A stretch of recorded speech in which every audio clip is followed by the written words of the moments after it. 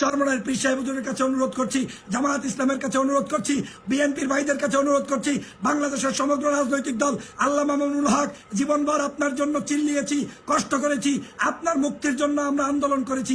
আপনাদের সকলের কাছে অনুরোধ, এখন আর কেউ বসে থাকবেন না, এখন আর বসে থাকা লাগবে না, এখন আর কোনো দল থাকলে সমস্যা নাই, এখন আর দাড়ি টুপি থাকলে সমস্যা নাই, এখন বাঁচা লড়ার মরার লড়াই। এই মুহূর্তে আর আপনাকে দূরে রেখে আন্দোলন সফল করা যাবে না। যে যেখানে আছেন সবাই আসেন, সবাই আসেন, সবাই মিলে ঢাকাকে ঘেরাও করেন, ঢাকা ঘেরাও করেন।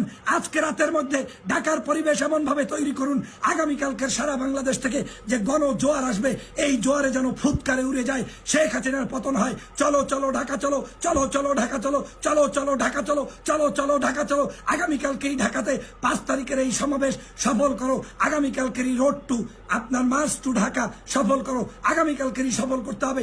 আগামীকালকেরই অনুষ্ঠিত হচ্ছে, 6 তারিখে হবে না বলে দিন, বলে দিন।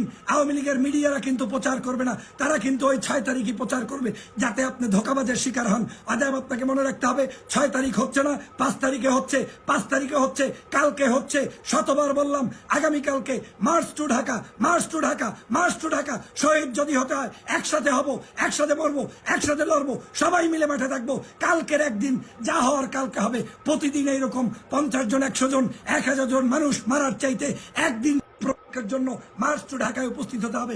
কালকের জন্যই আসতে হবে, কালকের জন্যই আসতে হবে।